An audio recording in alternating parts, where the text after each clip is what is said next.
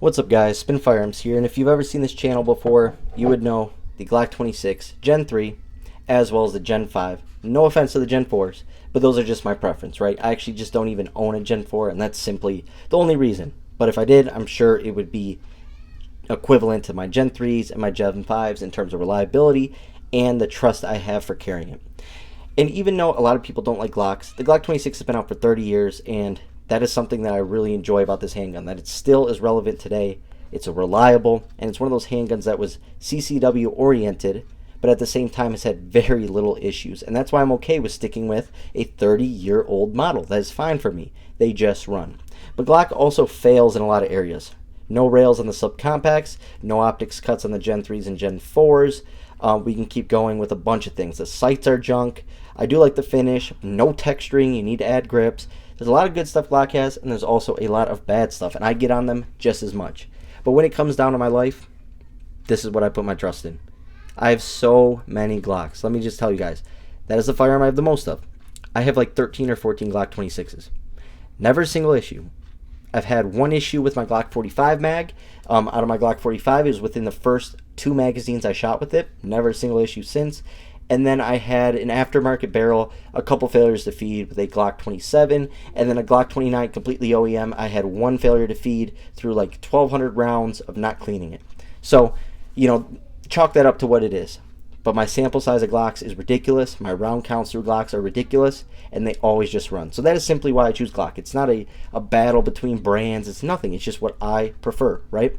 But I also acknowledge the amazing other options out there and companies that decide to say, hey, we're going to do everything that people want, or at least a lot of things that people want, right? And you can't really blame a lot of the older handguns like this or like this for not having optics cut. That wasn't a thing back in the day, but spend some money, go get it optics cut, right? Not that big of a deal. People are just extremely dramatic today, right?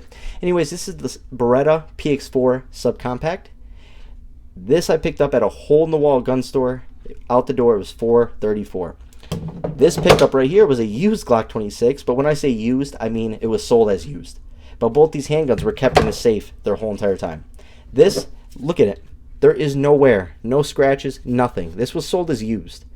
This is a brand new handgun. Look at the internals are flawless. It looks like it never even been shot. This was the same way. Yeah, it had a little, issues with the finish, but that's just from sitting around, and that doesn't bother me because this handgun runs flawlessly. I paid $325 out the door, I think, for this, or $304, something like that, out the door. So for these two handguns, $800 is crazy. Less than $800 is absolutely insane. I trust them both with my life. But the thing is, I love Glock 26s, and I love Glock. But I also acknowledge that there are other options that are much better for other people. I don't always just say the Glock 26 is the best for you. I think the Hellcat Pro Comp is a great option out there. The P10 series from CZ, these Beretta PX4 Storms, there's so many. The 509 series from FN, the FNS series from FN. They're all great handguns, and a lot of people have different preferences based off what they like, looks, feel, hand size, capacity, just stuff that caters to the life. We all live a different life. We all are different sizes. Therefore, we all have different preferences. I like to point out a lot of great options that are out there for people. Is this going to be in my carry rotation? Actually, yes. I make a lot of videos saying I love this handgun and I'm going to try it out and it could potentially make it because I test a lot of different handguns. But I don't always end up actually putting it in my carry rotation. My carry rotation stays pretty similar. Shields, Hellcats, Glocks, and that's about it, right? Every now and then I carry some other stuff, my CZs and all that, but I keep it pretty dang simple. This, though, is something that just is different. It's just a different league, right? And I think his name's Langdon from Langdon Tactical or whatever the case may be. He is like some of these that have ran over 100,000 rounds without a single problem. 60,000 rounds without a single problem. It's an absolute beast of a handgun and reliable. Now, obviously, they're lemons. Everyone has lemons, right? Anyways, I wanted to compare these two because they're both subcompacts. And if you know me, some people call me the subcompact king. I could even claim that because I do like subcompacts, and that's what I carry the most, and that's what I own a lot of. I own almost every subcompact, so it makes it really easy for me to compare recoil, how it feels in my hand, muzzle flips, stuff like that to other subcompacts. It makes it so easy for me to just go out to the range and test them and then come back and give you guys info. Now, this right here is 10+1 with the flush mag. That's normally how I carry, but I actually have been carrying with this NDZ base plate, for those who are wondering, because I know I'm going to get questions, NDZ. I like it because I get 2.5 fingers on it, but I like it for the draw. I don't like it for shooting because I'm fine with that flush mag and then just curling my pinky under. But for my draw, with these subcompacts, you like having a little extra to be able to grab onto, right? That is my main reason. But like I said, Glock fails in a lot of areas that other companies don't in. So let's just do a size comparison real quick. And I chose this base plate because I'm going to show you something really cool on the Beretta, right? 10 plus 1 on the right, 13 plus 1 on the left. So you can see where the Beretta makes up for those extra 3 rounds. So technically, they're pretty comparable in size. And then the Henning Group base plate, this is marketed as a +2, but I actually fit +3 in it. So 13, this would be the exact same capacity, and obviously the Glock wins in that matchup. But there's a bunch of, certain areas where the Glock does not win in this matchup, right? Now we'll do length up top. We'll go from the very back of the handgun to the back, and then we'll go slide to slide. It's sort of hard to see. Slide to slide, barrel to barrel. So pretty crazy. Such a short barrel on the Beretta. Now, this does not have the rotating barrel, but it does have a different style barrel that I've never really been used to before. It is heavy duty. It's flared out at the end, and it does help with recoil simply because of that weight. That is something about this handgun that destroys a lot of others. The recoil. It recoils less than the 26, and it doesn't have the rotating barrel.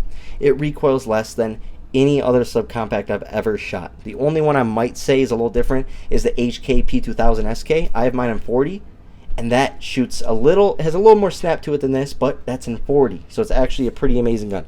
This, though, you have an amazing trigger pull. People hate Glocks because of their trigger pull. Obviously, you can decock it, so this would be your first trigger pull. Obviously, this has a safety, so you have to remove that.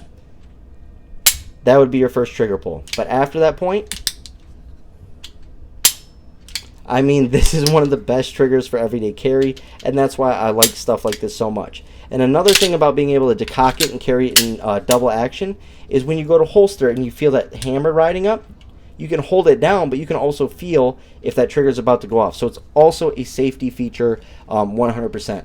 They have awesome indents right here, memory pads to help fight some recoil, but for me, it's to protect my thumb from going past this barrel. Because if I'm actually doing my regular hold, I'm going to be coming past that barrel with my thumb. So I sort of like having those.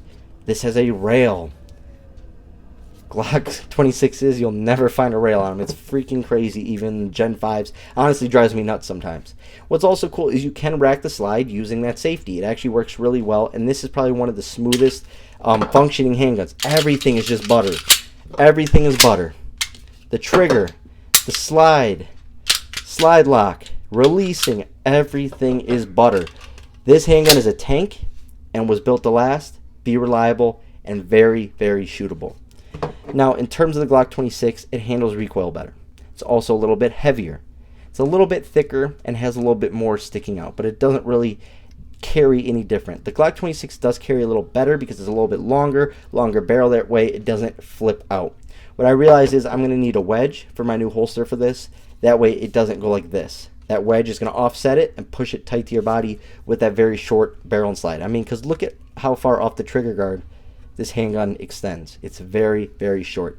The one downside of this handgun, I don't care about having an optic on a handgun like this for concealed carry, but there's no texturing. So I'm either going to get grips, or my buddy even said he would send it off for stippling as a birthday present. So that would be absolutely amazing. Forward serrations, not a big deal, but a lot of people like them. They are on this handgun. But check this out. This is super cool. Like, it does the exact same thing here. You're not adding anything to the back that's going to make it print more. You're just adding it to the front so you can get a better purchase on the handgun. Now you get 2.5 fingers versus before you get 2 fingers and you got a curl. So a lot of people like that, and I definitely like it for the draw. And to be honest, it does not pinch. A lot of people are wondering, will that pinch?